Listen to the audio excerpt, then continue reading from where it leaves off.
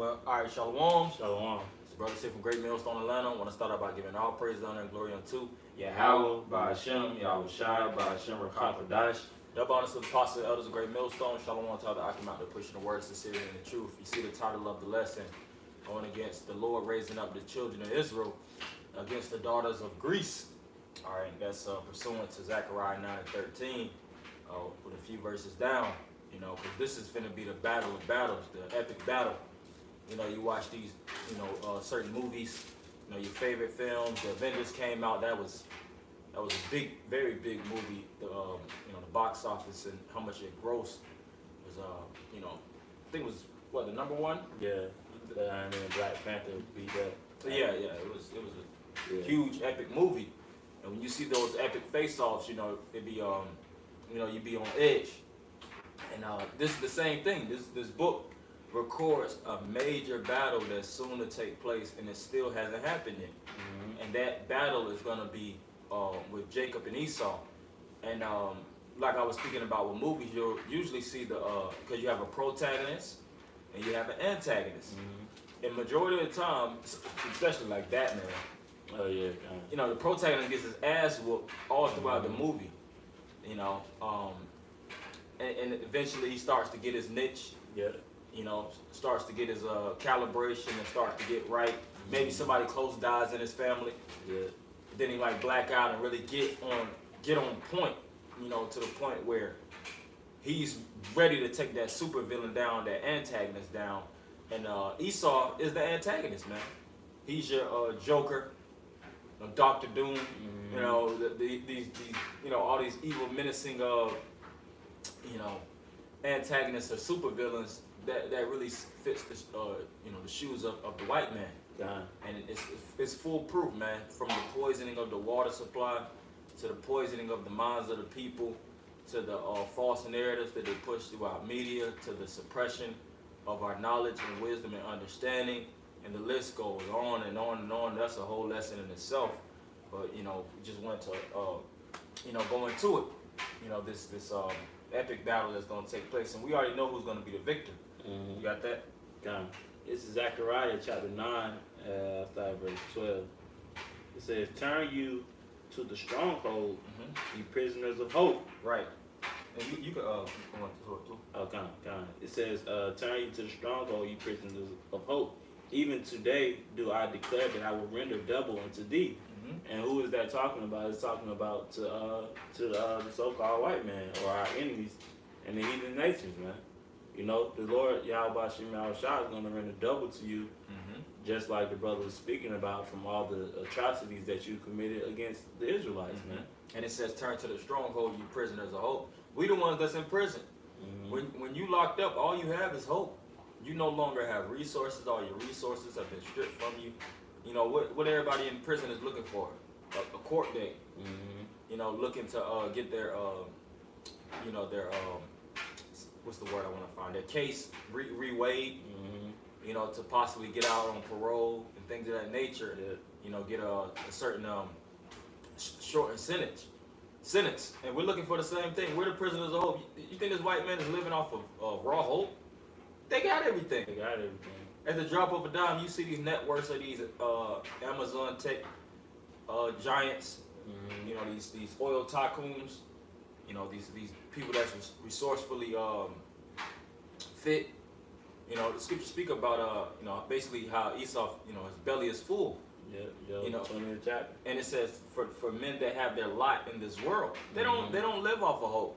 I hope I can pay my rent. I hope I'll be able to. I hope I. When you got 1.2 billion, in your raw assets, 5.5 billion, 25. Mm-hmm. Hell, Jeff Bezos got sued. I think it was at, like he said, 136 billion, and his woman got a major portion. That didn't affect him, man. That didn't do nothing to him. I think they say he made that money back like double with that same year, and not triple. Yeah, if not triple. So that's definitely not talking about you white people. Mm-hmm. And it's always a debate, on who the Lord is gonna save and all these different things. It's evident. Mm-hmm. The ones that's in the ghettos, in the barrios, in the the hoods, the projects. when you look up the word ghetto, it means a place where the Jews actually live. We the ones that live in the ghettos, man. You keep going. Hell, oh yeah, and which I had showed a brother a post, posted it in our personal group a couple weeks back about a life in Honduras. Oh yeah, Man, those people are that's a place that, you know, a lot of those people need salvation. Speak man. about the ghettos. Yeah, speaking about the ghettos, Yeah. they had like a 95, like people that murder. I think they had what they said about the 95. It was I think it was like a 95 or 97% chance of women dying or something like that. Yeah, majority of the women are getting killed left and right there, and they're you know, criminals are getting off. Yeah. And if you snitch to the authorities, you know, you got people that's in the authorities that'll tip off people that actually snitched to get killed because hell, they might be in jeopardy of their own lives also, and they want to be in good favor with the cartel and the drug members. So you have the citizens that's really just getting preyed on, which a lot of them is Jake, and they ain't got no hope. You know, they might have a daughter that got whacked, and they just gotta up and leave and basically just live on the road, and it's poor. It's doing very it's a place that's stricken in poverty, man. So those Israelites in South America, Central America, you know, the Native Americans, we see what's going on with them with the coronavirus, and as well as all the other atrocities and their resources being stripped from, and also the Negroes, Jamaicans, Haitians, you know, which are the other tribes of Israel. That's the ones that the Lord is banding back together. All right. Ezekiel 37. That's it. That the brother was speaking about. It's verse 13 back in Zechariah 9, chapter 9, verse 13. When I have bent Judah for me, filled the bow with Ephraim, and raised up thy sons. And when the scripture speak about Judah, they're speaking about the southern tribes, which is Benjamin, Levi, and Judah. And when the scripture is speaking of Ephraim, you know, it's the southern kingdom. It's like the northern kingdom, which is, you know, you got your northern kingdoms. Every one that I didn't name. Yeah, the Latins and the Latins and the natives and you know, the ones of Central African, like we just spoke about. You know, the people in Brazil, which Brazil is a slum. You know, you look at the people in Honduras and Ecuador and El Salvador and Belize. You know, Costa Rica, Argentina, Chile, all these different, Peru. You know, it's bad in a lot of those areas. Now, some of them do all right. You know, but for the most part, hell, look at, for example, Venezuela. You know, the crisis that go on, and a lot of those places. If the white man didn't put his foot on the neck of those nations, they would have been filthy rich. I seen something where they were talking about if the Chinese and the, you know, basically the white man didn't invade Africa, how rich those Africans would be now. All those Africans would be set. A lot of those, a lot of them would be set straight. But the white man didn't allow that to happen. But it's pursuant to Job 9:24. It was a time for the earth to get given into the hand of the wicked, and also Genesis the 27th chapter, that blessing of the sword to go through and ravage and rage, you know, through the world, through death, carnage, and bloodshed. You keep going. It says, when I have bent Judah for me, fill the bow with Ephraim, and raised up thy sons, O Zion, against thy sons, O Greece. Right. So, you know, you have the archers. When you're dealing in ancient warfare, archers were some of the most important positions in the war. You know, if you didn't have archers, you're gonna lose that war. You know, you needed those archers. You know, especially if you're defending the castle. You know, you would have men on the ground, but hey, guess what? The enemy had archers. So, you know, the Lord likens us unto a bow and basically a spear, so to speak. And you need both of those to really come together in order to pierce through the enemy. You know. Now, of course, you could use the bow itself as a weapon of hitting and things of that nature. But a main archer job is to what? Shoot the bow from a distance. From a distance. That's why they're known as archers. To arch is you know, from something to go down, and you know, the trajectory. You know, to arch down. You know, and it says against thy sons, O Greece. You know, which the Grecians. You know, when you look it up, it goes into Javan, which or Yawan, which were the Japhites. But the modern day Grecians are these Edomites, man. They took over the land of Greece. First Maccabees, the first chapter, Philip of Macedon, and his son Alexander, you know, and as well as the generals and the men that came up out of their seed line. They dominated the Grecian Empire, all right? And you see how they assaulted the Israelites, the Jews throughout the first and second Maccabees. You know, keep going. It says, and made thee as the sword of a mighty man. And made thee as the sword of a mighty man. You know, you think about the mighty men of David, and the Lord's raising back up the mighty men of David, man. You know, you read about Benaiah. You know, you read about Abishai, certain men that was slaughtered. Samson. Samson. You know, those men were mighty as hell. God. And that spirit is coming back. Well, it's here. It's back on the planet Earth, which the Lord said He's raising up the tabernacles of David that's fallen. You know, and that's why Esau pushes a false narrative. You know, I was meditating about, you know, you read all throughout the Old Testament, it's war. It's all kind of bloodshed and death upon the enemies, you know, and assaulting and killing them. But then you go to the New Testament, you know, and how a lot of Christians try to narrate it. They try to make it seem like, all right, the Lord now loves the world, and He's all about bringing the world unto salvation. That's total nonsense, man. When you go to the Old Testament, we fell as a nation, man. All right, you read that in you know, First Kings, Second Kings, you know, the Chronicles and things of that nature, where we started to go to war with one another rather than wars with the enemies. That's where you had the southern and the northern kingdom split. You know, which was prophecy. You know, the prophet, I forget which prophet, but he split the garment in 12 pieces, and he basically gave him 3, and then he gave him the other, the other 10, you know, 13, and it represented basically the southern and northern kingdom going to be split apart, and then you're seeing how the wars with Rehoboam and Jeroboam mainly popped off. But when Yahushua came on the scene, he was all about joining back Israel, the barracks that fell. You know, restoring that which was lost. Because Jake was straight up beefing. The Gentiles. As well as the Gentiles. You know, that was a lot of. Jake was like broken glass at that time, man. And how you gonna go to war with the enemy? You ain't even got a proper military. Right. That was first thing first. Rejoining Israel. It wasn't about going to war. That's why, you know, Yahushua spoke about him basically being lowly, sitting upon the ass.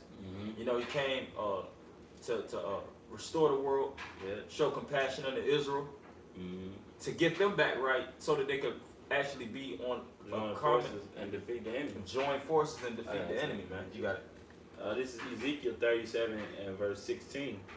It says, well, I started at 15. The word of the Lord came again unto me, saying, moreover, thou son of man, take thee one stick and write upon it for Judah and for the children of Israel, his companions.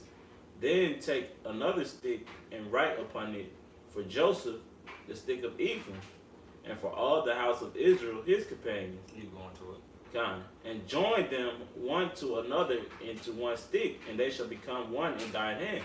And like we spoke about before in Zechariah's 9th chapter, that's the northern and southern kingdom coming together, man. Judah and Ephraim, man. You know, and it says, and they shall become one in thine hand. You know, so we're, through the spirit of Yahweh Shem Yahushua, man, the 144,000 and the multitude is going to come together and be on all one accord to fight against, you know, our enemies, man. Yeah, you'll watch certain shows, like going back to the Avengers. I think they had to regain the forces. Yeah, they had to gather them together. They had to gather. But if one of them would have tried to fight Thanos on his own, they got his monkey ass whooped. Yeah. They had, you know, because he was what? He had full power. He was like a god on earth. Yeah. You know, he had the Infinity Stone. Yeah. But this devil got damn near the Infinity Stones, that gauntlet. You know, when it said he had power over time. Yeah. You know, power over all these different things. Revelation, the 6th chapter. This devil has power over those things. And not one tribe could take this man down. Hell, really all the tribes coming together, it's just not going to take them down. It's really through the spirit of Yahweh Shai. Yeah, through the spirit of the Lord. Yahweh Shai Shai, and it spoke about, when you read, going back to Zechariah, it speaks about how the Lord shall be seen over them. So he's going to be the one that's going to command the army. All right? Because we need, a general, a top general to lead the forces. What it spoke about King David, and that's how the whole unit is going to come together to fight against this enemy, man. And we need, through the spirit and power of Yahweh Shai, what the Lord had written, the elect, the 144,000 to 1/3. That's the ones that the Lord reserved to restore the world and to take down the enemy. That's right. And of course the 1/3. But you got that? Or some more? Yeah, I'll skip down. Keep on. I'll skip down to verse. We'll go back to Zechariah after that. Okay, kind of. I'll skip down to verse 21. It says, "And say unto them, Thus saith the Lord power, Behold, I will take the children of Israel from among the heathen, whither they be gone." And that heathen is speaking about taking the Israelites away from the heathen, because the brothers are speaking about the Gentiles. Those the Israelite who was basically Hellenized through Greece, man. Yeah, and when you go into all those Gentile nations, what history really with all nations, they always brainwashed the ones that were their subjects. When you watch damn near, certain movies, you'll take down forces. You'll see a couple generations later, everybody's all integrated and they love one another. Yeah. They have, they married within each other's line. They all worshiping the same God. That's what the so-called white man did. Yeah. He put everybody under the thumb of Christianity or Catholicism. He put them in the educational programs. He put them in the United States military. Yeah. Which that was, when it first started, it was a, major racist military, man. When they had started to put a lot of blacks in the military, they was calling them niggas, this, that, and the other, But eventually, they so-called became common comrades, so to speak, against enemy. As the saying goes, the enemy of my enemy is my friend. So they started to get more integrated, and they lost the notion of who the true enemy was, which was the so-called white man, the one that actually put them down, man. That's right. And Jake don't know what's going on. Jake doesn't have an overview of the program that this devil is trying to create. Why they actually fighting these wars? Why they're actually being brainwashed? This white man has a new world order that he's looking to establish, and part of that new world order is etching you out of the out of the book, so to speak. Out of the equation. Like that military video when the guy was going around asking him, I don't know if you've seen it or not, but the guy was going around asking him, hey, why did you join the military? And one of the Jay said, shit, I just wanted a Camaro. They don't even really have a reason, to why they even join forces with Esau, man. For the bonus. Yeah, for the bonuses and money. Yeah, for money's sake. Yeah. There's on Jarhead, he was speaking about he was in jail. Well, basically he was offered basically an option to either go to prison or go to the military, and he was on a plane. I forget where he was going to on Jarhead, but he was like, man, I would have been out the same fucking day, man. Damn. All the time, basically the time he would have been locked up, he would have been out the day that he was actually getting, traveling to actually go to war. He was pissed off, man. Damn. But that's how he gets you, man. Yeah. And he makes you think that you're fighting for justice. They pump these different videos in their head and show, terrorists and what they're doing to little girls and little boys. What they call it, not tear gas. I forget the type of mustard gas and all these different poisons that they'll say that these different nations will use on each other. To destroy, chemical weapons, and really, the white man will fund both sides of the war, and really they use the same fucking toxins on us here. Yeah. They're trying to, go overseas, and they're speaking about wars and how they're trying to actually resolve and civilize those nations, but they're using chemical weapons on us. Chemtrails are chemical weapons. It's all kind of chemicals in the food. A lot of times you try to take these GMOs, when you're sick, you got to go to these hospitals, you know, you'll see these big diverse names on the back of those labels. Those are nothing but chemicals, man. Mm-hmm. You know, chemically induced drugs. They ain't speaking, and they never give you the natural source. Yeah, that's all I was about to say. There's nothing natural about it. There's nothing natural about it. Yeah. They never say, yeah, you know, this plant comes, you know, from down Peru. Yeah. You know, these different plants we mix together. They'll never give you that type of description They don't. yet. You know, we took these different, and you know, we actually took the properties, and that's how we made this vaccine. Right. No, it got some big fucking word Yeah. with X's and Z's all throughout, and you'll never know the source of it. Just like, just not veering too far off topic, but we were speaking in a group earlier. You know, he was basically how Esau is not telling you, you know, to build your immune system, you know, for this whole, you know, coronavirus thing, but rather they just tell you to take the vaccine. When we already see the symptoms that may happen from taking the vaccine. Yep. You know. But I'll jump back in Zechariah. Okay. That was pretty much the point on Ezekiel. But Yeah, we at war, brothers. Kinda. You know, we are right now as we speak. We are in the middle of war. Ephesians the 6th chapter speaks about that. You know, the weapons of our warfare and not carnal. the weapons of our warfare not carnal. Which that's Corinthians, but that that's also a good one. But it speaks about you know, stand up and you know, take the shield of armor. You know, the breastplates of salvation. You know, because really we got to be strapped up, man, suited and booted. To truly fight against this man. You know, he's a warmonger. He's a warlord. You know, he has a massive amount of experience when dealing in regards to warfare. All right, and we have to be just as skilled as it is written. Wisdom granted down skills. But we don't have to, you know, learn how to shoot the AR. You know, go to the gun range. You know, and start fucking doing trials like John Wick. Right. You know, we don't have to learn those different things. It's all spiritual. Our weapon is up here. Keep going. Zechariah 9 and verse 14. And the Lord shall be seen over them, and his arrow shall go forth as the lightning. And the Lord power shall blow the trumpet, and shall go with whirlwinds of the south. So it said the Lord shall be seen over them. What is he going? Why is he over us in the midst of us going to war with other nations? Because he's fighting for us and defending us simultaneously. When he spoke about his arrows, that's talking about those missiles, man. We're going to actually see the presence of the Lord actually being in the midst of this war. What it says, all eyes shall see. Yeah, all eyes shall see. You know, you're going to have these news reporters, if actually the news is still cut on at that time. Right. But it's going to doubt it. Yeah, if you doubt it, it may be an EMP where everything is shut down. You know, just through, you know, we know in part and prophesying part, but it is going to be broadcasted. You know, everybody's going to look up, man. And they're going to be like, is this for you know, is this big UFO to befriend us, or is it for doom? Right. They're going to start seeing them zaps, man. Yeah. You know, their brothers always mention that movie with Tom Cruise. Oh, yeah. Wasn't that War of the Worlds? Yeah, War of the Worlds. Yeah.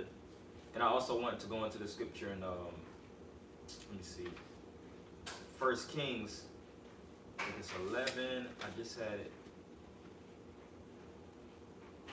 Well, matter of fact, it's a read a little bit more of that and we'll... It says, it says, and the Lord power of verse 15, the Lord of hosts shall defend them, and shall devour and subdue with sling stones, and they shall drink and make a noise as through wine, and they shall be filled like bowls, and as the corners of the altar, and the Lord their power shall save them in that day, as the flock of his people. Yes. Go ahead. Yeah, so we always mention, hey, the scriptures is already written out what's going to happen to the Lord's chosen, man. You know, the scriptures say he's going to defend and he's going to save them, man. You know, so all we have to do is continue in the things that we're taught, as the scriptures say, and you endure through these things, man, because the scriptures through prophecy already has it filled out, man. It already has it filled out, you know. It's already written. And we seeing these prophecies take place, which it does what? It increases our faith. You know, for years, decades, starting off with the apostles on down, he spoke about an economic collapse. You know, and we're living in those times of an economic collapse. Right. And a lot of people are like, damn, those prophets were actually right. those men that we thought, or they'll call us shit talkers and niggas, whatever they want to call us. Call us what you want. But one thing you can agree is what we was correct for what we were saying for all those years. People thought we was damn lunatics. You know, the bishop here, the Bishop of Tajman was speaking years back at 5 points. How it's gonna be a time where the NBA and the NFL and all these different things will be shut down. And lo and behold, we're seeing those things take place. And Jake is getting excited. They're starting to see that NBA and UFC, these different sports are coming back, and it's rocking Jake back to bed. Now they might have a possible new president. Jake is getting ready for the presidential elections and things of that nature. But Scripture says, well, there's peace and safety and sudden destruction. Peace and safety, then sudden destruction. That's man. right. You got to keep your eye on the prize, man, and get your head out of that damn bread. That ain't nothing but bread and circus, man. That's all it is. When Rome was falling, they had to keep those entertainment rings going. All right, they had to basically keep the Ferris wheel running. To keep people asleep, keep people distracted on the real things that's going on. Because if everybody's waking up and seeing that the society is toppling, they're gonna be like, people are gonna start warring. They're gonna start rioting on massive levels. Quitting their jobs. Taking what they want. To the point where the authorities that be will not have they won't be able to control it the way that they want to. Exactly, because it'll be total anarchy. Like the brother was saying, the powers that be, they want these things to happen, but they want to control it while it's happening. They don't want total chaos in the streets and not being able to control it. Yeah, that's right. Like even with martial law, even though it's abundance of troops, it's never gonna be as much as the citizens that's in those countries, man. It's 300 plus, if I'm not mistaken, in the United States, around 300 million people. They're not gonna have 100 plus million troops. They're gonna be stretched in. All these different places that they occupy, they gotta actually have enough people, troops to actually cover certain grounds and intimidate. And they actually have certain weapons where they could actually, scare people in droves or put people down in droves, such as frequency weapons and things of that nature. You had something else? But if not, I want to go into this 1 Kings 11. Here you go. I hold it. Okay. 1 Kings 11 and 14. Because I wanted to make out this point how, basically Esau was always in the damn background being a snake that he is, man. When we was falling as a nation, you see Esau. When we was trying to do certain things to actually build our nation, you see Esau trying to tear us down. That's why with that Psalms 137 speaks about Edom. It was saying race it. During the time of the Babylonians, they were really pushing us to get taken out as a nation all the way back then, man. They always had a vehement hatred for the children of Israel, and it hasn't went anywhere, man. These white, and you think about the hatred of the white man. You think about these fucking Make America Great MAGA hat white boys on the streets, white trash with MAGA hats. That ain't the truest, purest form of hate. The purest form of hate is the ones that don't even show you they hate you. Like I said, these Jeff Bezos, these Bill Gates, that's smiling in your face. Hey, you could cuss Bill Gates out and call him the devil. He's not gonna get mad. He's not. Sir, you have a nice day. He's gonna speak. He gonna speak like that. Very cordial. He's not gonna go up on his tone. Those are the true devils. They'll never show you the true side of them. They'll never break like somebody never breaks their character. That's a true devil. Not these other white trash. Hey, you goddamn niggers. Outriding. Outriding. Those are low level Edomites. Those are low level Edomites, man. Showing you their cards, man. The ones, like I said, that you don't even know. He like a Bill Gates, got all kind of shit in his back pocket ready to put it down on Jake. But back they had Margaret Sanger, but they'll have these different scripts and things of that nature where they'll come out, where they'll speak about how they're really trying to depopulate and really kill Jake, and they'll say it in a sophisticated manner, but they'll never really tell you they hate niggas and things of that nature. Oh, Abraham Lincoln, you know, through policy, you know, those are them true politicians. Those are the ones that truly hate you Jakes, man. That's right. All right, this is 1 Kings 11 and 14. And the Lord stirred up an adversary unto Solomon. Matter of fact, I'll start at verse 13.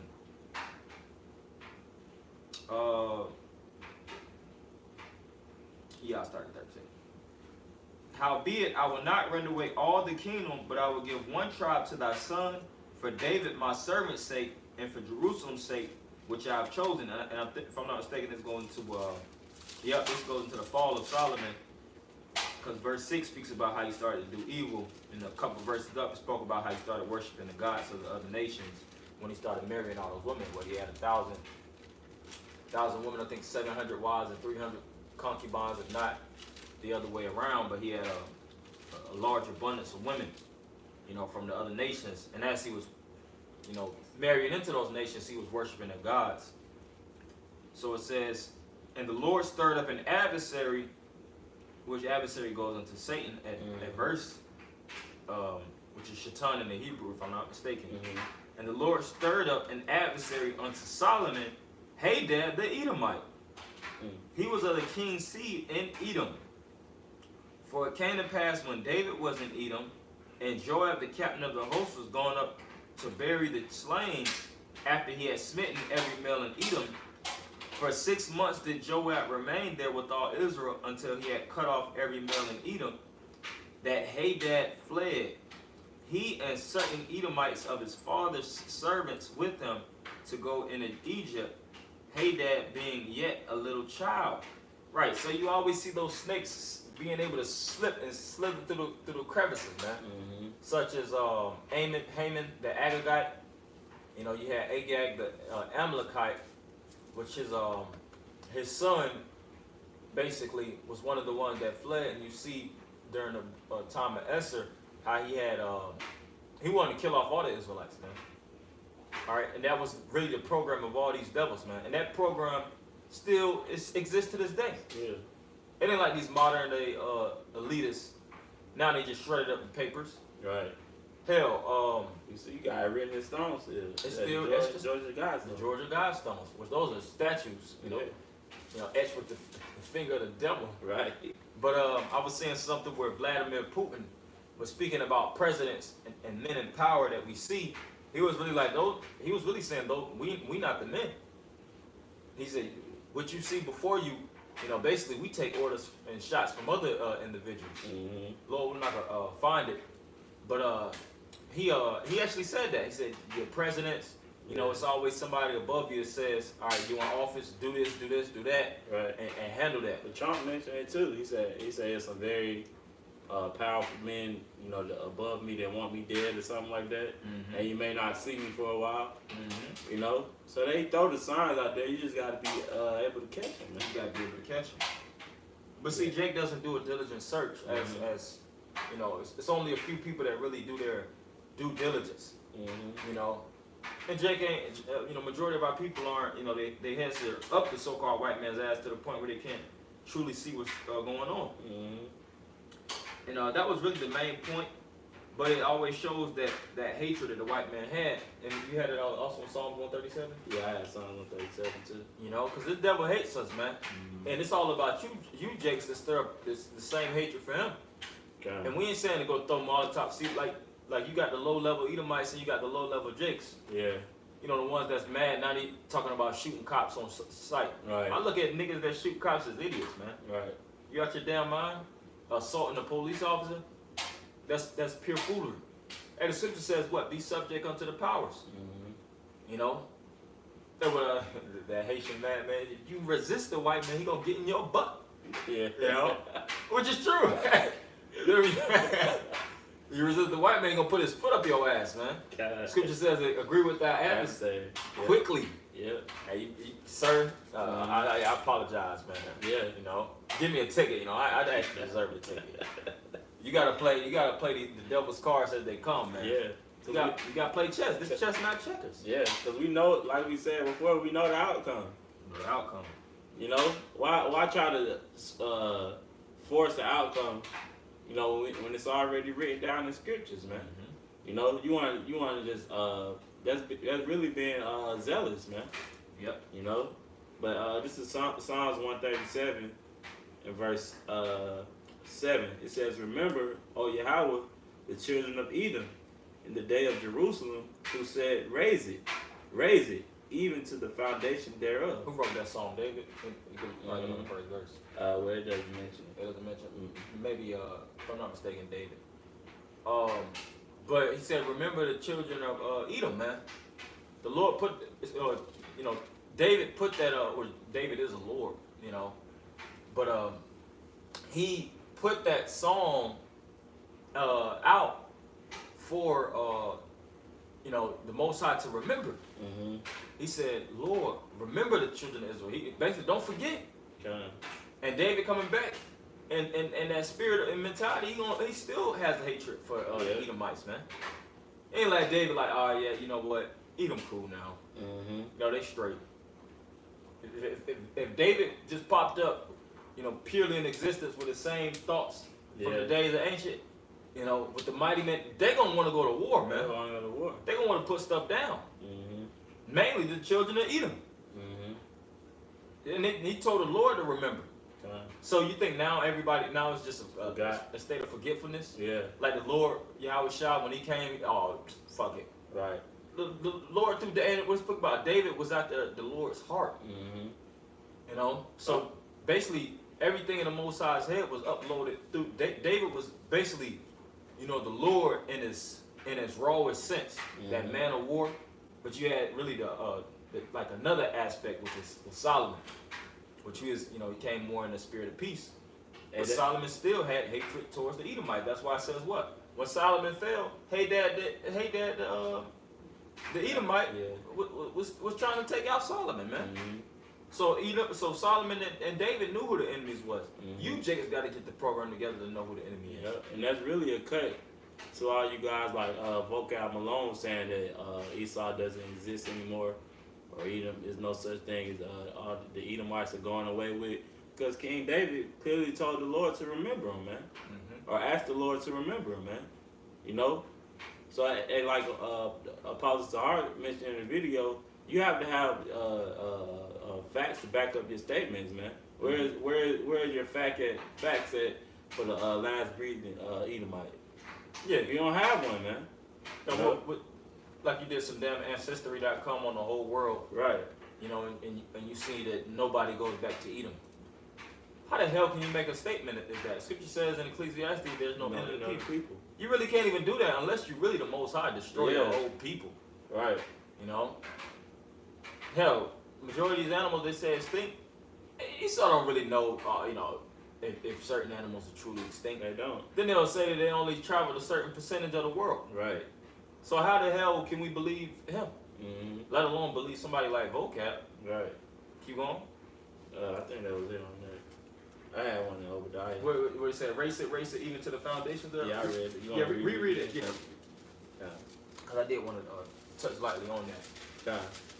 Psalms 137 and verse 7. It says, remember, O Yahweh, the children of Edom, in the day of Jerusalem, who said, raise it, even to the foundation thereof. Yeah, it said race it. Like race is short for like erase, or to clean it up from the foundation thereof. So the children of Israel was looking to cut us off from the root to the point we don't rise. And it's basically a war of generations. Because if Esau is in power, he wants us cut off as a whole nation. Psalms 83. Psalms 83. If we in power, we want Esau cut off as a whole nation.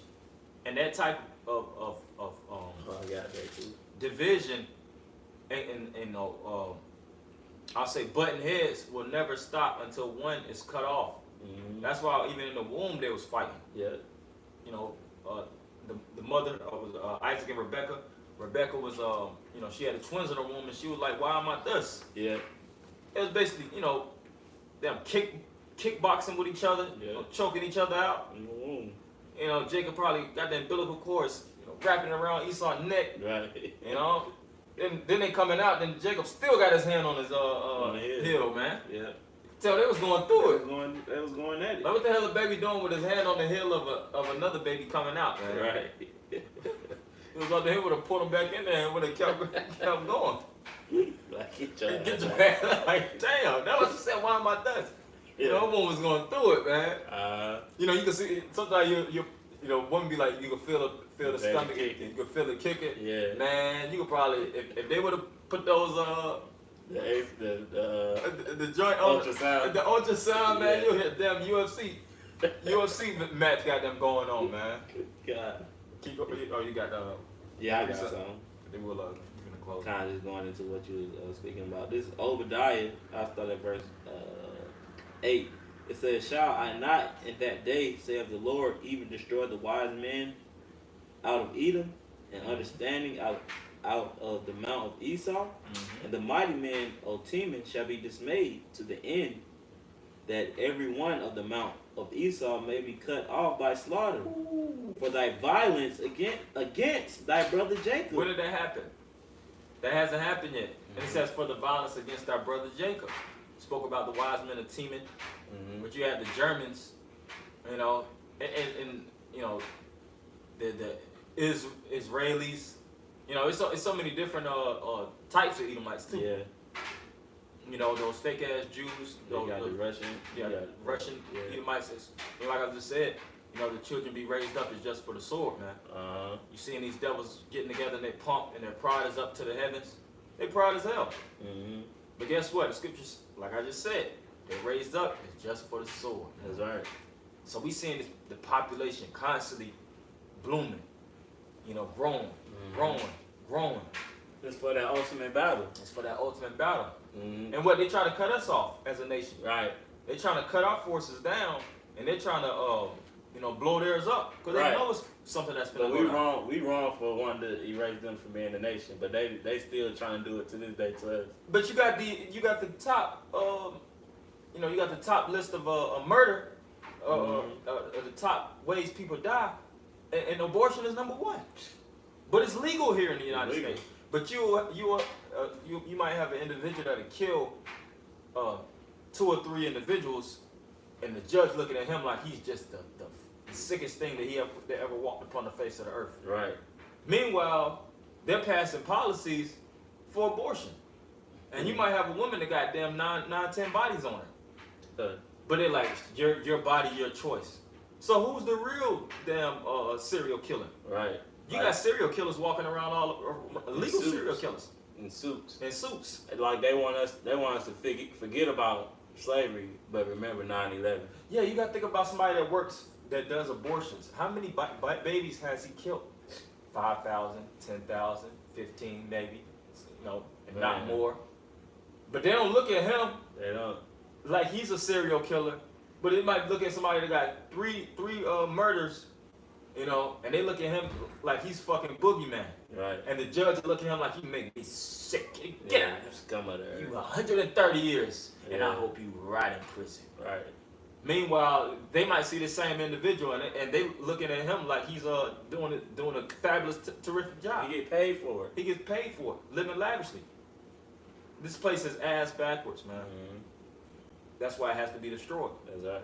And that's the wise men of Edom. That's how Esau put this trickery and this witchcraft out to keep you Jakes Policy seduced. and deceit. Yep.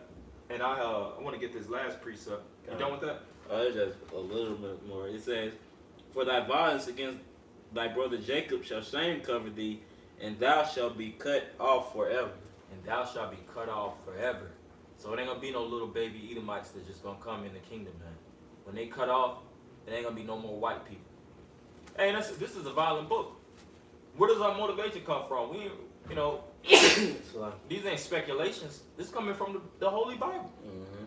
The same Bible that everybody, these churches, get all their hymns and things after. Right. But they'll never go into The destruction. the destruction. The woe. I ain't never heard of him in Language. church. Yeah, language. I ain't never heard of him in church about the Edomites falling. Right. You know, all these different psalms about taking out the devil Yeah. and the wicked. Then it start naming nations.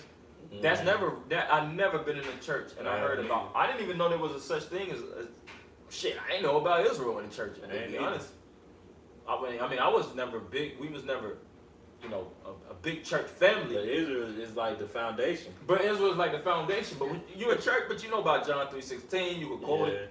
You know, that's the main thing. But that's really the main thing, you know. And the book is closed, and you got all kind of hymns, and you know how to sing all those damn songs. You know, and church don't do nothing but teach you how to dance, man. It teach you how to dance and sing, man. Damn Disney Channel. Yeah, shucking and jiving. Shucking and jiving. That's why majority of these church people, when you go into the raw parts of the scriptures, that's done away with. That's done away with. Yeah, because they don't know. If they really had, if all these things done away with, then take your book and rip out all the things that's done away with, and you know what they be left with? One page. Yeah. Or a couple books. But mainly John 3:16. But I want to end it with this last scripture, Isaiah 41:15. Behold, I will make thee a new sharp threshing instrument having teeth. Thou shalt thresh the mountains and beat them small, and shalt make the hills as chaff. Thou shalt fan them, and the wind shall carry them away, and the whirlwind shall scatter them. And thou shalt rejoice in the Lord, and shalt glory in the Holy One of Israel. Right. So right now we don't, we ain't got the muscle. We admit that. You look at the American military, and you see all these different, trial runs and different runs that they're doing. All the money that's invested. And you like, people look at like, these niggas don't stand a chance. Man. Right. That's why we rebuke them guys who say we should all team up, we grab our guns and our. We spoke about that the weapons of our warfare are not carnal. Yeah, we're not gonna win that way. The Lord has to actually put it in us, put that real supernatural spirit within our spirit for us to take this man down, because he is gonna be taken down. It tells you 2 Ezra 6:9 that Esau is the end of the world and Jacob is the beginning of it. It falleth. But Jacob already fell. So how are they gonna actually raise up and take down such a formidable foe? Through the spirit and power of Yahweh Shema Shah, going back to Zechariah, how the Lord shall be seen over them. It also tells you in Revelations how the Lord is going to come, with that white horse. There's so much more that we could. 13. Yeah, 2 Ezra. The Lord is going to come and take these different nations down, and He's going to use us to uproot this man. That's right. So hopefully, brothers will edify. We're going to end it by giving all praise, honor, and glory unto Yahweh, Ba'ashem, Yahweh Shai, Ba'ashem, Rakah, Ba'ash. Double honor to the apostle and others of Great Millstone. Shalom. Shalom.